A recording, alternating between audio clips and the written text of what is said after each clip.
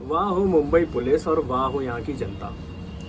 ये लोग बता रहे हैं कि सुशांत सिंह राजपूत जो कि 5 फुट 10 इंच के थे, उन्होंने 5 फुट 11 इंच के पंखे पे फांसी लगा ली। उसके बाद तर्क दे रहे हैं कि वो बिस्तर जहां पे लगा हुआ था वहां से उनका जो पंखा था, मतलब यहाँ पे अगर मान लीजिए बिस्तर है तो यहाँ कहीं पे पंखा है, जिसकी वजह से वो उस पे चढ़े, उस पे उन्होंने फांसी का फंदा लगाया, वो भी 3 उंगलियों से। ये याद रखिएगा, 3 उंगलियों से उन्होंने फांसी का फंदा लगाया और उसके बाद उन्होंने अपनी टांगे हवा में रखने के लिए उस बिस्तर से उतार दी टांगे। बहुत ही कन्विंसिंग स्टोरी। हाँ, मान लेते हैं कि यही स्टोरी थी। बहुत ही दृढ़ संकल्पी थे सुशांत सिंह राजपूत, जिन्होंने सुसाइड करने की एकदम मन बना लिया था। वो एकदम तैयार थे कि अब तो मुझे सब कर देना है। वो मन से तैयार हो सकते हैं, जिस्म से नहीं। जब गर्दन पे फांसी का फंदा जकड़ता है तो इंसान का पैर हिलने लगता है, उसकी पूरी बॉडी में मूवमेंट शुरू हो जाती है, क्योंकि पैर ढूंढ रहा होता है कोई बेस, एक ऐसा बेस जहां पे वो बच सके। इंसान मानसिक रूप से तैयार है सुसाइड करना है, लेकिन पैरों को किसी ना किसी बेस की जरूरत होती है, जिसकी वजह से फांसी लगाने वाले बंदे में पैर नीचे की ओर झुक जाते हैं, आंखें बाहर की ओर आ जाती हैं, जबान हलक से बाहर आने को होती है।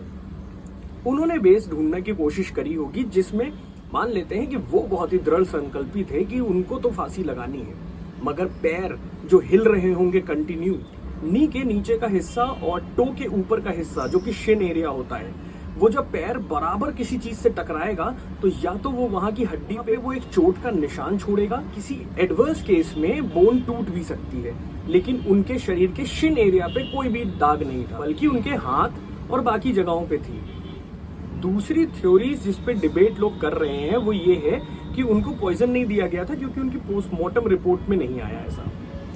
इंडिया में जब भी कोई केस रजिस्टर होता है सुसाइड के नाम पे, तो वहां पर जो बॉडी के टेस्ट होते हैं, पोस्टमार्टम में जो ब्लड के सैंपल्स लिए जाते हैं ताकि वो पॉइजन डिटेक्ट कर सके, उसमें मेनली होता है alcohol test, illicit drugs test और कुछ कॉमन टाइप के पॉइजन टेस्ट। जब इन तीनों एलिमेंट में से कोई भी बॉडी में नहीं पाया जाता है तो बॉडी को नो पॉइजन अप्रूवल मिल जाता है। मगर गौर करने वाली बात यह है कि अमेरिका में भी कुछ ऐसे टेस्ट हुए हैं जिसमें लोगों को पता था कि ये सुसाइड नहीं है, क्योंकि वो सुसाइड भी नहीं थे, वो मर्डर थे। तो उसमें जब उन्होंने तीनों टेस्ट किए और उनको लगा कि इसमें हमें कुछ नहीं मिला है, तो उन्होंने किया कॉमन टॉक्सिन टेस्ट, जहां के रिजल्ट्स जब आए तो वो बहुत ही डिस्टिंक्टिव थे, क्योंकि कुछ केसेस में बोटुलिनम टॉक्सिन्स मिले।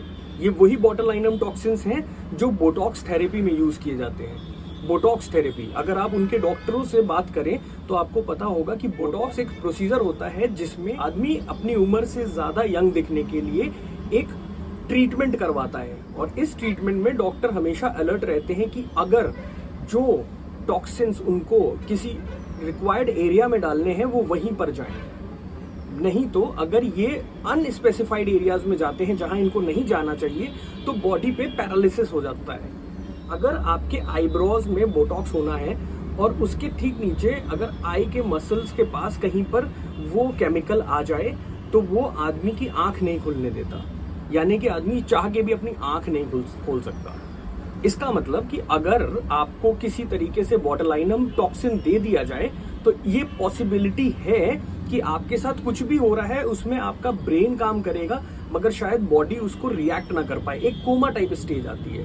और मैं सिर्फ बोटुलिनम टॉक्सिन्स की बात नहीं कर रहा हूँ, यहाँ पे बहुत सारी चीजें हैं जिनको बॉडी अगर केमिकली लेती है तो फिर उसको फॉस्फेट समझ के अपने अंदर ले लेती है और प्रोटीन सिंथेसिस करने की कोशिश करती है, मगर वो इतने टॉक्सिक मटेरियल्स होते हैं जो शायद लोगों की जान ले लेते हैं। तो क्या ऐसे कुछ कॉमन टॉक्सिन टेस्ट किए गए सुशांत के? और अगर नहीं तो फिर सीबीआई इंक्वायरी मस्ट है।